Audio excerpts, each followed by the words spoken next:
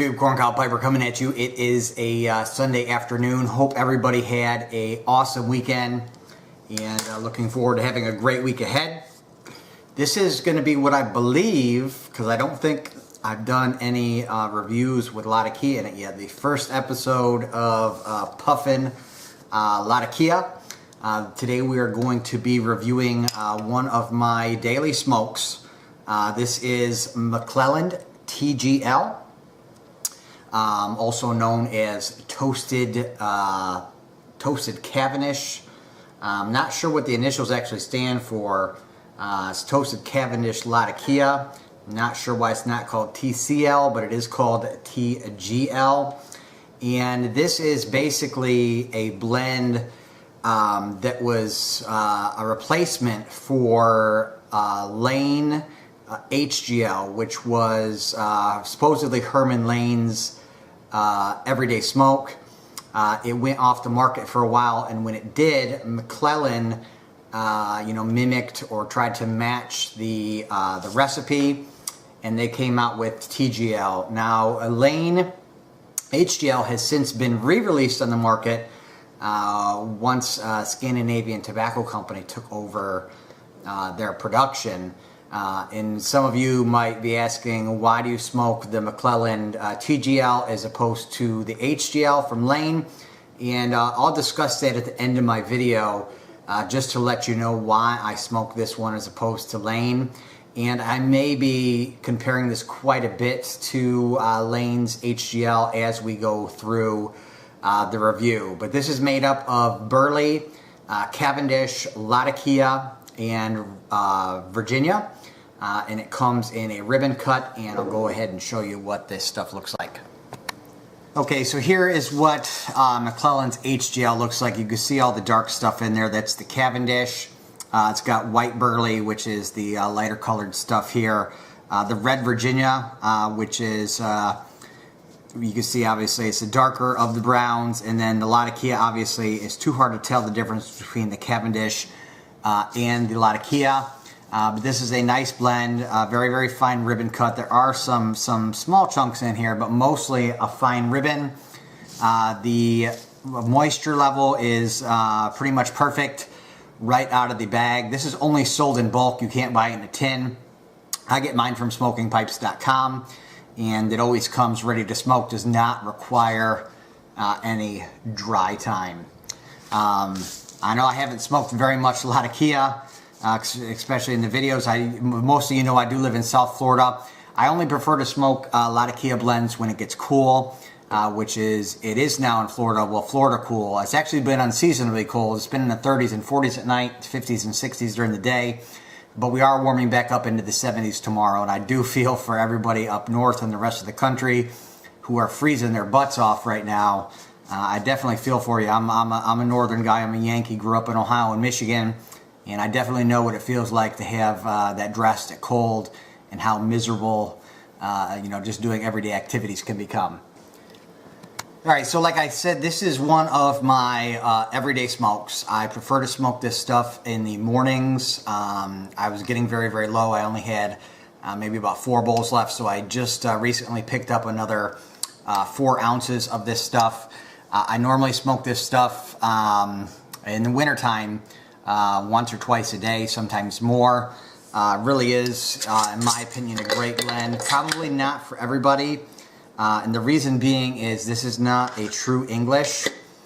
This is what I would consider to be a crossover or an aromatic English, and I use that term aromatic loosely, and we'll get more into that. The Lane HGL, I believe, is more of a true crossover aromatic English, being as it's supposedly, I guess, it's made from Lane RPL 6 mixed with a little bit of Latakia. This definitely is not. This is a whole different ball game here compared to that. And like I said, we'll talk more about this in the end. So for the tin note, you definitely smell the Latakia. It is not overpowering, and just to let you know, I am not a lover of Latakia. Well, I like Latakia, I do not like Latakia bombs. I like Latakia mostly used as a condiment. However, there are some blends that are somewhat heavy on the Latakia. I guess maybe medium that I do enjoy, like GLP's Quiet Nights, Dunhill My Mixture 965, Penzance. But like for the nightcaps or heavy Englishes or Star of the East Flake or 10 Russians, the things that are like, full of just, lots and lots of Latakia, just not a big fan of that stuff. It's just not for me. But this one I like quite a bit. Get back to the tin note. I'm getting off topic. Latakia is definitely there. It's the first thing that I can smell. Even though this is more used continentally, the Latakia is just the smokiness kind of overtakes the scent. I also pick up some dark fruits from the Virginia.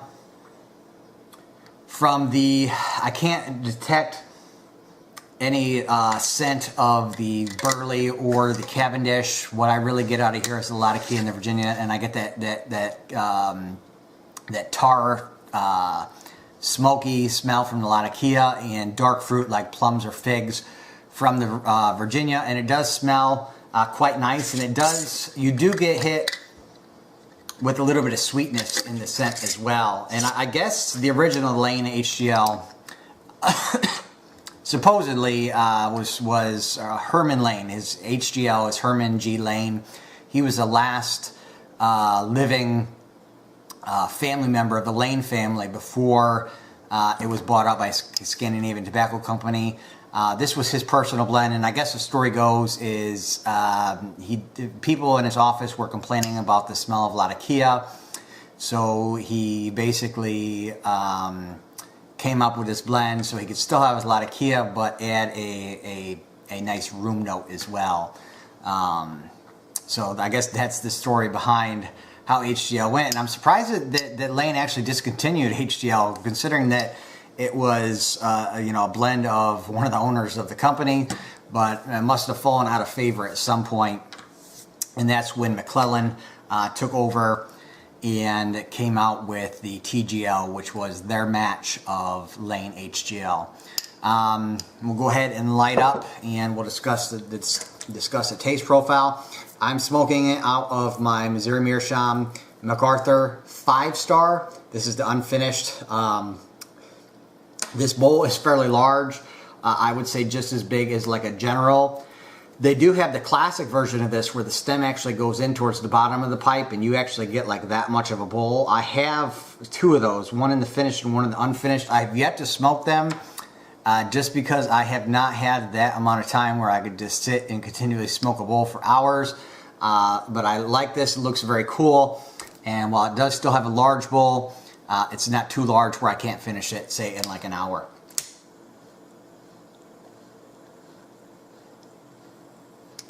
Already done the charring light to this. You can see the big plume of smoke coming out. That is due to the fact that the Burley that they use in here is white Burley. And white Burley is basically tasteless. It's used to help cool the smoke. But basically, it's like hot air. No significant taste, but it does add large plumes of smoke to when you do smoke it. So if you're ever noticing yourself smoking a certain blend that has Burley in it, and you see that it's producing a large amount of smoke, it's going to be white Burley that's in there. So the taste profile. So the Latakia, like I said, is continental in here. I don't know, it's maybe a little bit more than continental because it's definitely there. You could definitely taste it with every puff. You get that smoky, earthy, woody, tar-like flavor that everybody associates with Latakia. It's there. It's not in the background, it's not in the foreground. I'd say it's like in the mid-ground. The Virginia, you definitely get grass and hay-like notes. It is red Virginia, so there is a sweetness to it. Obviously the white burley I am not picking up because it really has no taste. And then on the Cavendish, which is toasted, I get a sweet, nutty and earthy flavor. Now, I do not believe that McClelland TGL is topped in the way that Lane HGL is. HGL, like I said, is a RLP6 with Latakia added to it. RLP6 is a caramel, vanilla, molasses flavored aromatic, and it is topped. What I suspect McClelland has done here is I think they have cased the Cavendish with sugar water or a simple syrup before they toast it, just to give that extra bit of sweetness in here.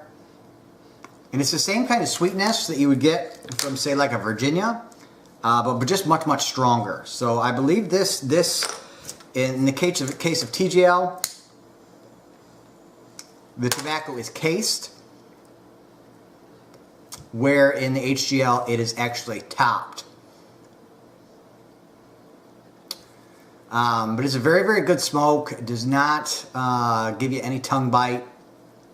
Burns down to a clean white ash all the way to the bottom.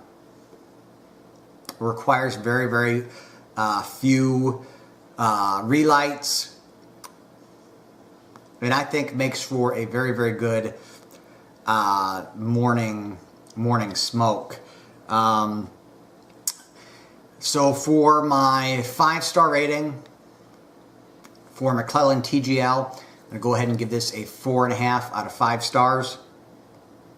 The only reason I'm taking a half a star off is this is not something that I would want to smoke on a hot day. Definitely consider this a wintertime blend, but in the wintertime it is, like I said, one of my daily smokes. So once again, 4.5 stars out of 5 for McClelland TGL. If you're interested in trying a crossover or aromatic English, definitely would recommend giving this one a try. Now, having done the review, I'm going to tell you why I prefer McClelland TGL to Lane's HGL.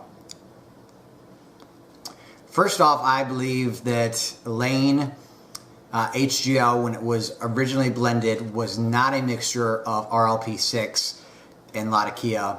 I believe it was done the same way that McClelland does their TGL.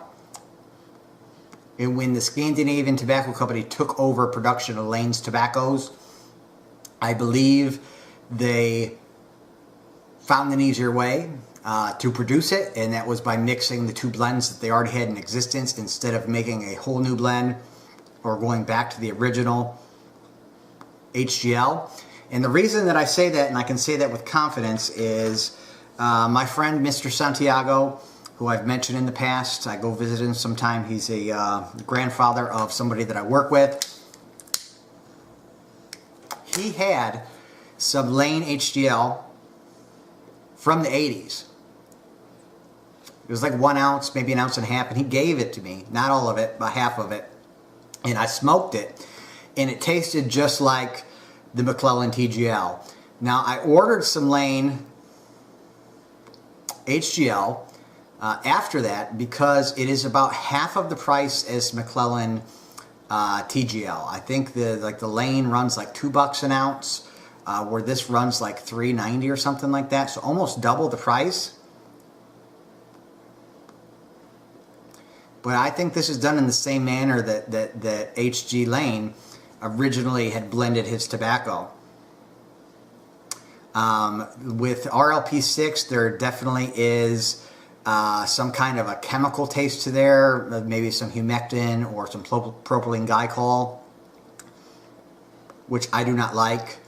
I also, like I said, you could pick up the vanilla and the caramel when you smoke it, and it gets a little bit goopy as well. Where with the TGL, I don't pick up any of that chemicaliness. I don't pick up any notes of caramel, vanilla, any other significant flavor other than Latakia, Virginia, grass hay-like notes, some earthiness, and then definite sweetness, which I believe, like I said, comes from a casing, which it makes this more to my liking for a crossover blend. So I'm willing to spend, you know, double the price to get what I believe is a better product of the two. If you'd like, pick up an ounce of both. You get both for less than $5 from smokingpipes.com. Make up your own decision, but I think if you smoke the two side by side, and while, you know, maybe while you're watching this video, you'll understand what I mean as to how much I think the McClelland's TGL is better than Lane's HGL. And like I said, a lot of that has to do with that whatever the preservative they put in there, humectant. I am very, very sensitive to tongue bite.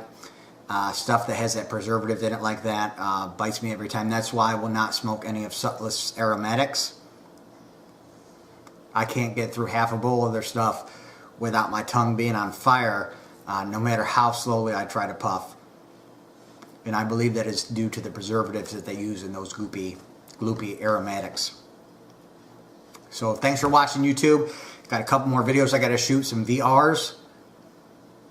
Once again, 4.5 out of 5 stars for McClelland's TGL. As always, YouTube, keep on piping.